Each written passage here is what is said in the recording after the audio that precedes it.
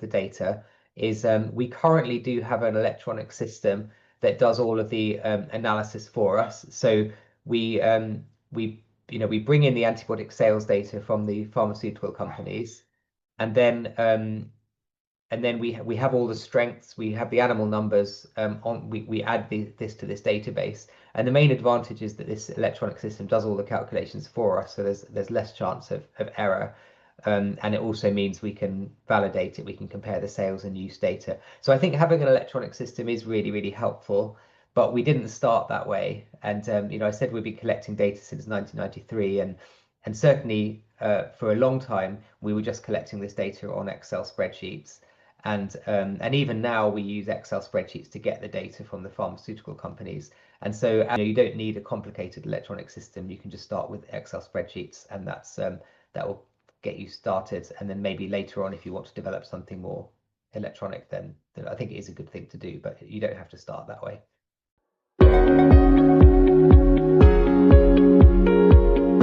Validation steps. So validating the data is really important. So we get the data from the marketing authorization holders.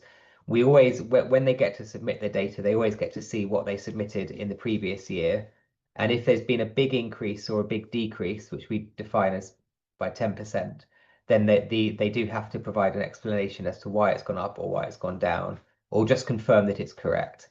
Is the main thing. And so we just want to make sure that it's very easy for when people are submitting data for them to make errors, to use wrong units. And we do regularly have to double check, can you just, this looks very different to last year, can you just check that this is actually correct? And we also look at the sales and use data together to check that they match, or I mean, they will never completely match. Like sales and use are different, and just because something's been sold one year doesn't mean it's been used that year. And so they will never completely match, but we do look at them to check that they broadly match. Because if there was a big discrepancy, in other words, if the sales was much higher than the usage was suggesting, or the other way around, then we would then look at the quality of the data we're collecting to see if there are errors. Luckily, up until now, we've found that they've correlated really well.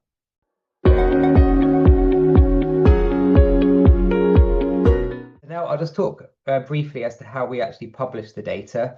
So every year we produce a report called the VARS report, but we don't just, I mean, the actual report itself, as it says there, is 177 pages. It's a big report.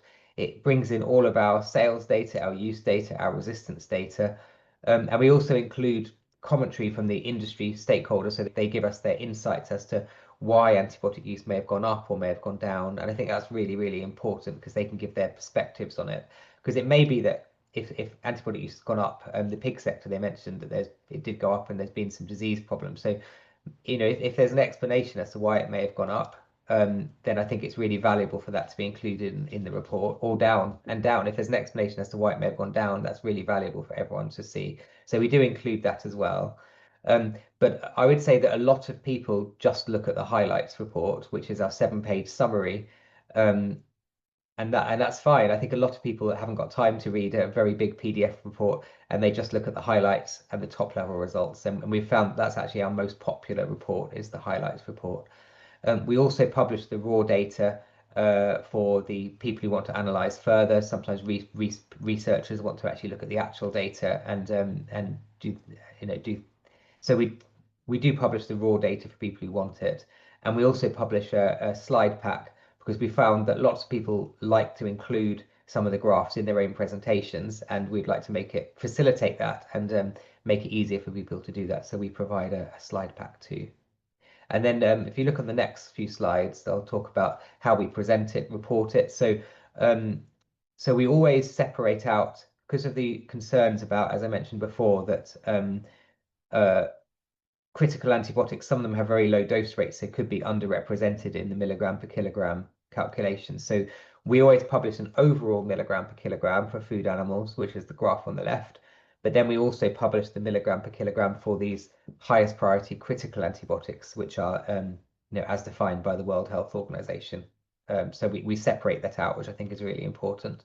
We also look at trends by route of administration, as shown here in various graphical ways. And certainly in the UK, we've seen a big drop in feed use towards in water use. And that's something that we're we're encouraging because we think it means that then antibiotic use can be a bit more targeted. It's easier to start and stop treatment. And so that's definitely a trend that we're seeing. But I think monitoring reason for the route of administration can be helpful. Finally, the antibiotic use, we've really found that these infographics have proved really popular because you can see the core data all in one place. So this lists out the different sectors. The first column shows the tonnage of antibiotics that have been used by the different sectors. So it kind of highlights where the most tons are used. And then you look at the milligram per kilogram per sector and the trends, which is what the graphs on the right is showing. So we've found that this use of these very simple infographics conveys quite a lot of information in an easy to digest way, and so this has proved popular.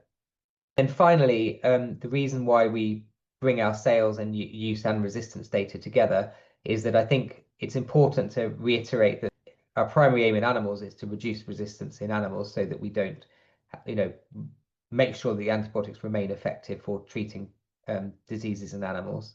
But we also know that and resistant bacteria and resistant genes can pass from animals to people, for example, through direct contact or the environment or food. And so therefore, this is important from a human health perspective too. But this is just showing on the left, shows you the milligram per kilogram graph that I showed you before. But on the right, this shows you some of the resistance data that we collect from slaughterhouses. And this is poultry and pig data looking at multi-drug resistant E. coli, which is resistant to 3 or more classes. And what you can see is that actually the reductions in sales and use is correlating to reductions in resistance. And so I think that's really encouraging, and that's a really important message that we show to the stakeholders to show that what they are doing is making a difference. So yeah, thanks very much.